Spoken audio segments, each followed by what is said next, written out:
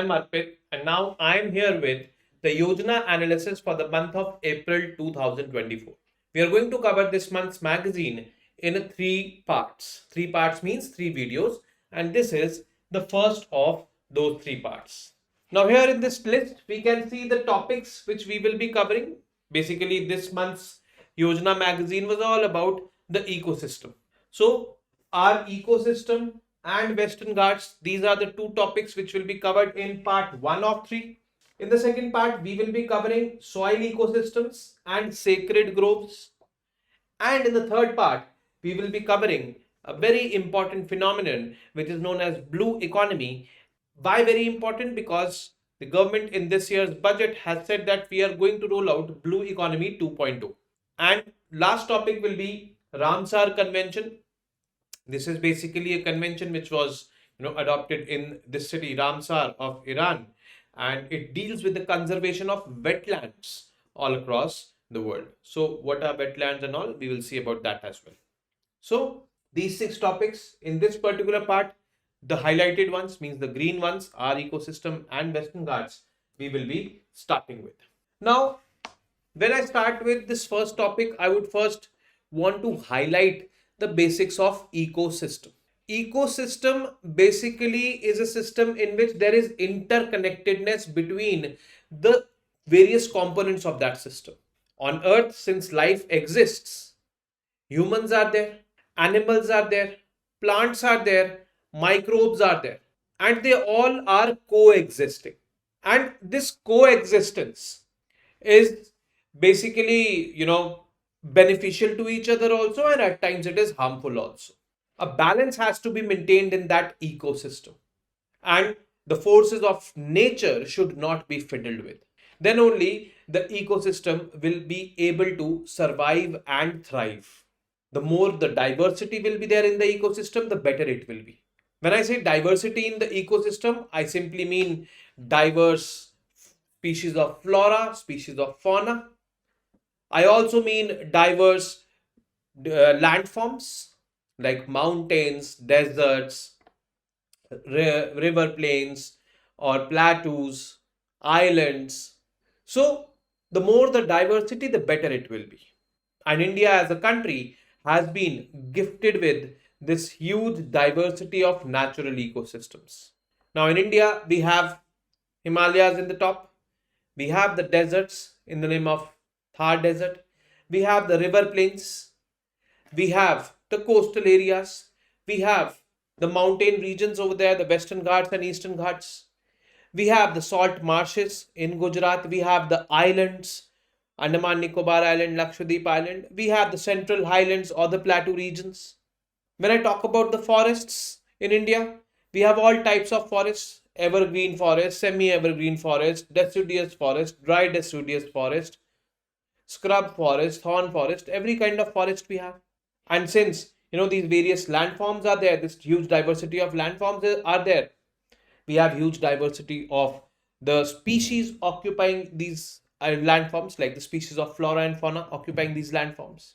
And on top of that, we have the human population, which now, according to many estimates, is the highest in the world. Now, India, this is having a huge diversity of natural ecosystems, from the Himalayan mountains to the vast coastlines, from the dense green forest of the northeast to the scorching deserts of the northwest. 80 Ramsar wetlands, 40, more than 40 UNESCO World Heritage Sites, vast plateaus, lush green river plains, and several large rivers. India has an incredibly versatile topography that delights the travelers. This also brings in a lot of potential for tourism. Tourism can be of multiple types, like recreational tourism, adventure tourism, etc. etc. So, this is, I would say, the economic benefit of a vibrant ecosystem. We can have it as an example. Now, the various features which are present in the country, that is, first we will begin with the Himalayas. First is, the Himalayas are the highest mountain range in the world, and if you see the top 10 highest mountain peaks in the world, you will find 8 of them in Himalayas. It separates the Indian landmass from the Tibetan plateau. It has been formed by the collision of the Indian plate with the Eurasian plate. Now these Himalayas, they are called as young fold mountains. Now, according to the plate tectonics theory, let us consider this as an Indian plate and this as the Eurasian plate. Eurasian plate is there. Indian plate is moving northward, and when the Indian plate collides with the Eurasian plate, folding happens. Upfolding happens, and this is what is forming the mountains. This is what is forming the Himalayas actually. These folds, that is why it is called as young fold. It runs from west northwest to east southeast direction. Forms an arc for about 2400 kilometers extending across 5 South Asian countries: Afghanistan, Pakistan, India, Nepal and Bhutan. Its width varies from 350 kilometers in the west to 150 kilometers in the east. Several glaciers are present within the range, including the Gangotri Glacier and Satapant Glacier. This is where the river Ganga originates from, and on Ganga river, life is dependent upon in India. Huge population density is there along the banks of river Ganga. It is basically the longest flowing river in India, 2525 kilometers. And a lot of, I would say, life depends on it. Now, when you see the Himalayan mountain range, here you can see a bit of it is extended to Afghanistan. That is why this is the country number 1. Over here also you can see. Then it is there in Pakistan, then India, Nepal, Bhutan. It extends from here to here. And world's top highest peaks are found over here in this mountain range. Next is the northern plains. When I talk about these northern plains, it runs for roughly 2400 kilometers from west to east and stretches 240 to 320 kilometers from north to south. Now, these rivers which come from the Himalayas, they bring along them with them, the silt and all. They deposit that silt and they form the plains. Here in this particular, I would say, image, you could see Bhabar, Terai, Bhangar and Khadar. These are various landforms created in the plains by these rivers. So it has formed from sediments brought by the rivers originating from uplifting Himalayas and deposited in plains. And the maximum economic activity is witnessed in the plains, and again these plains which have been formed by the deposition of the silt by the rivers is basically leading to economic activities. Now we will look into what is Bhabar, what is Terai, what is Bhangar and what is Khadar one by one.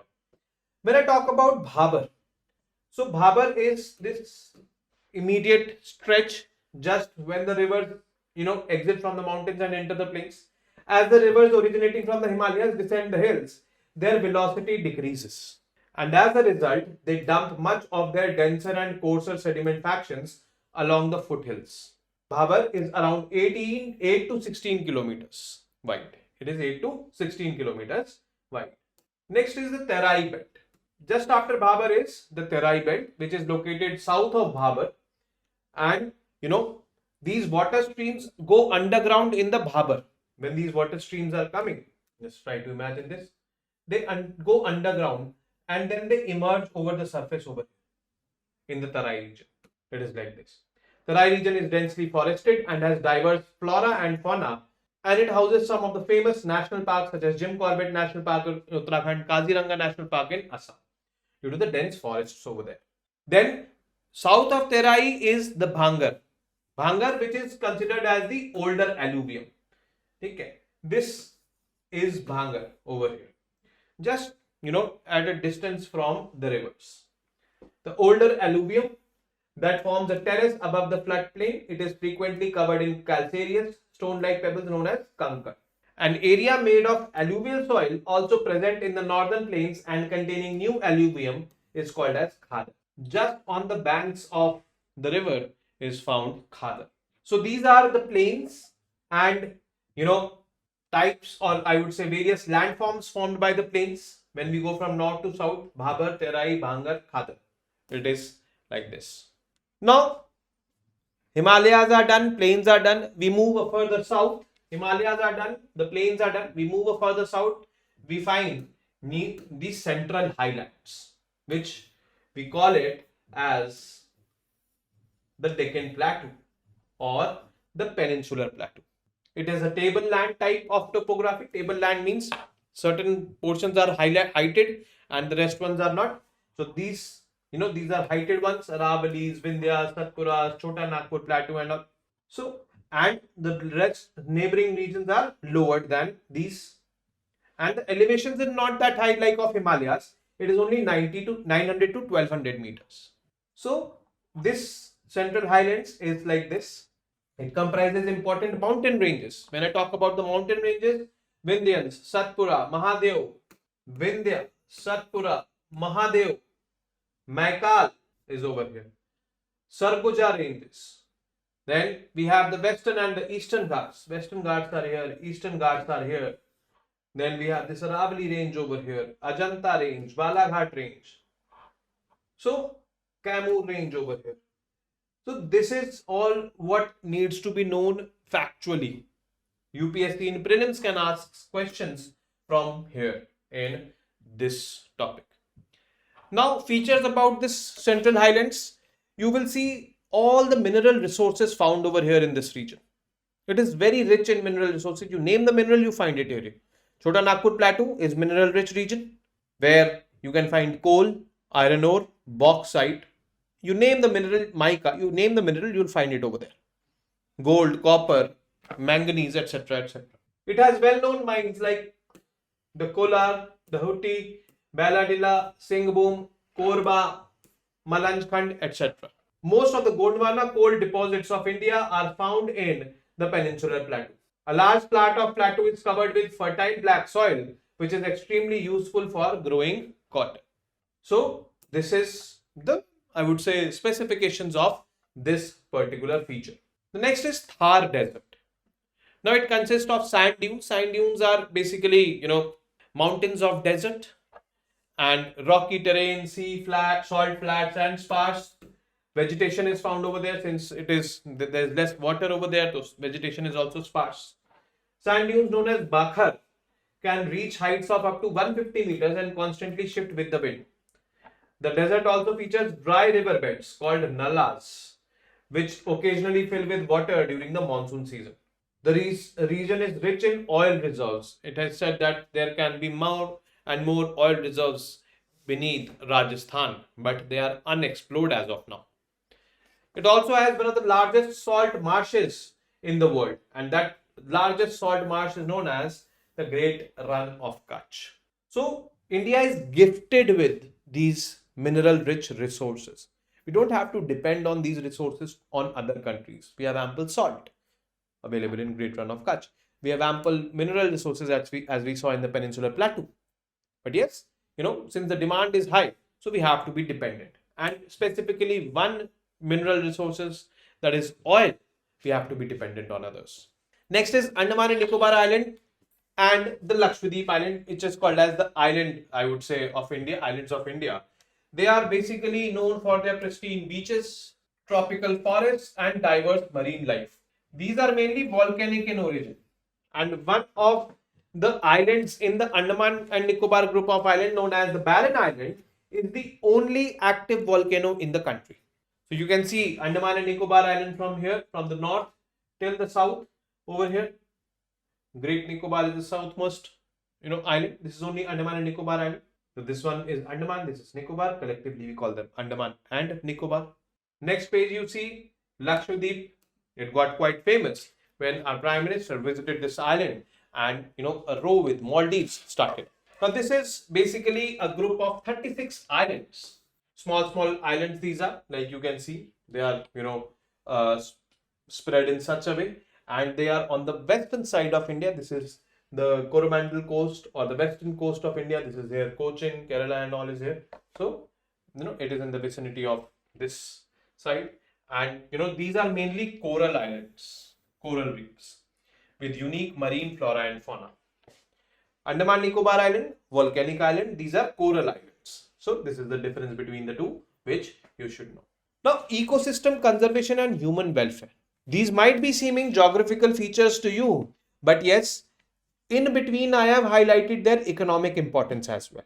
If we conserve them, use them sustainably, we will definitely be, ensuring the welfare of the humans which are living over there, and also the welfare of the humans which are not living over there but using those resources which are there in those, I would say, ecosystems. The long-term sustainability and health of these ecosystems have a direct connection with the human welfare. Understanding this has, is inevitable and very, very important in this time. Next is the Western Ghats. This is one of the most, I would say, crucial and unfortunately one of the most fragile ecosystems in our country as well. There have been multiple steps in the past which has been taken for the conservation of Western Ghats, like eco-sensitive zones has been created, or the laws like Wildlife Protection Act or Environment Conservation Act. All these have been implemented diligently over there. Human activities have been minimized in certain pockets of Western Ghats which are actually more fragile. There have been multiple committees like the Kasturi Rangan Committee or the Madhav Gadgil Committee which has been formed in the past, which gave recommendations for better restoration of this Western Ghats. So this is a very important, I would say, region for us. Western Ghats is divided into northern Western Ghats from, I would say, Gujarat till Maharashtra over here. The central Western Ghats, southern part of Maharashtra till, I would say, Kerala over here. And then we have the southern Western Ghats, central Western Ghats are these, and then the southern Western Ghats in Kerala and Tamil Nadu. This is how the bifurcation is done. Now, Western Ghats are recognized as biodiversity hotspot. Biodiversity means, bio means life, means, and diversity means diverse range. So diversity of biological beings over there, whether it be flora or fauna, and it is extremely diverse. That is why biodiversity hotspot it is called as.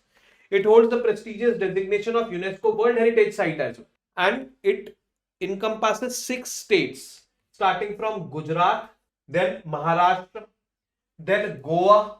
I'll write the short forms: Gujarat, Maharashtra, Goa, Karnataka, Kerala, and Tamil Nadu.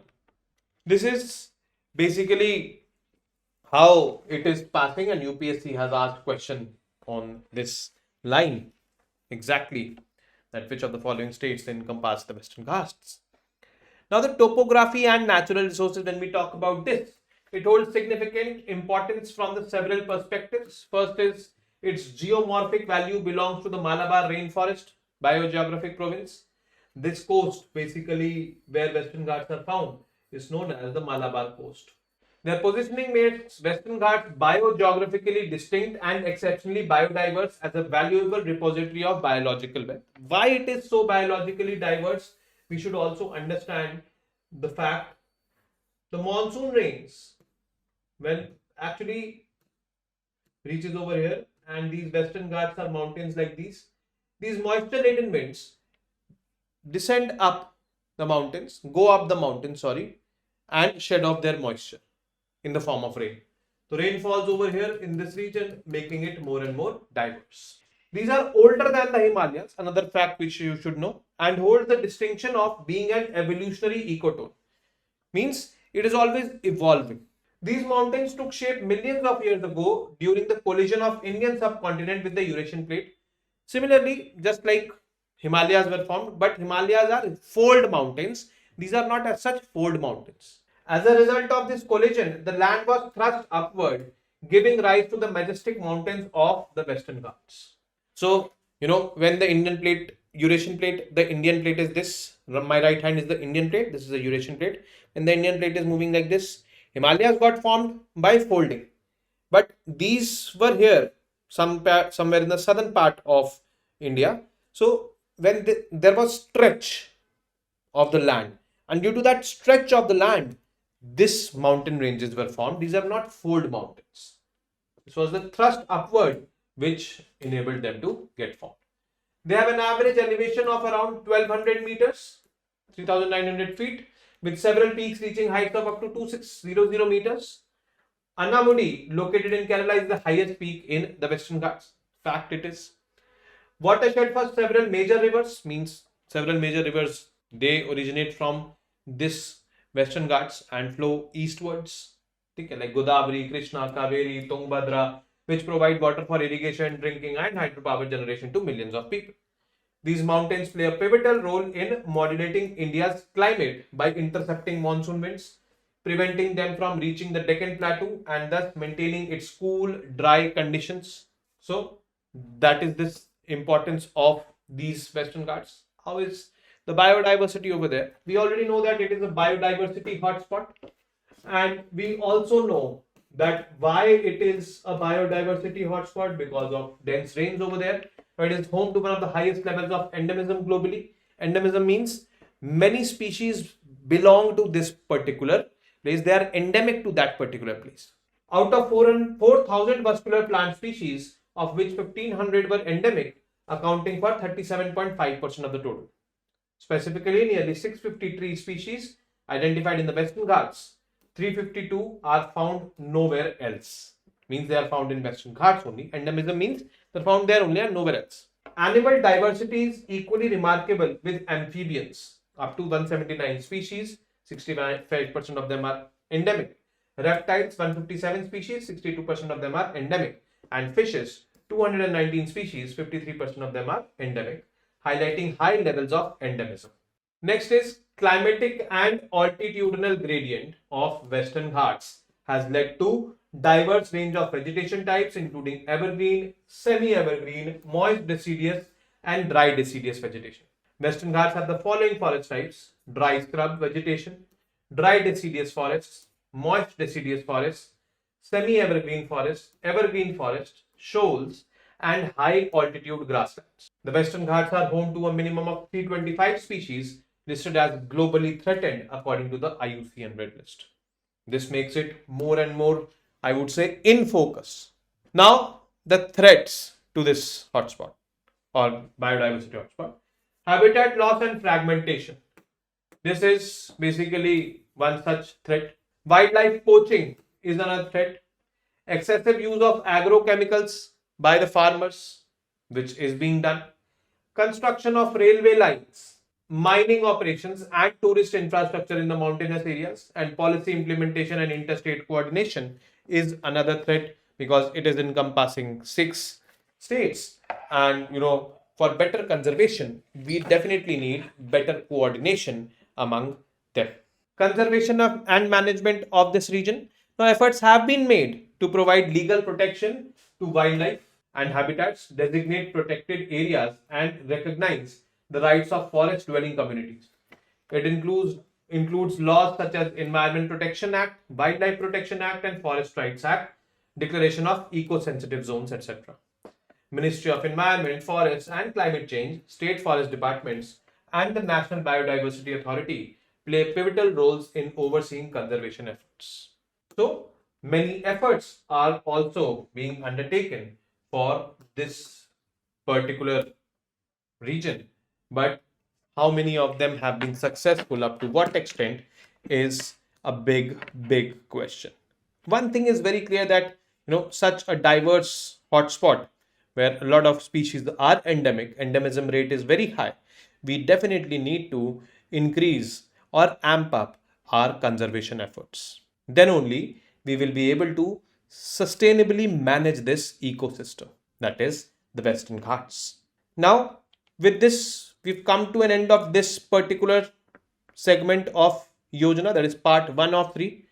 In the second part, I will be dealing with the next 2 topics which are lined up, and request you guys to stay tuned and go through this, read this, all factual. This month's magazine is largely focused upon facts, and if God's grace is there on you, some of these facts might be asked in the prelims examination, or you might know these facts for better presenting your answers in the mains examination. So I will be meeting you in the second part now. Till then, you guys very well know what to do. Keep studying, keep reading, keep writing, and most importantly, keep revising. Namaste. Jai Hind.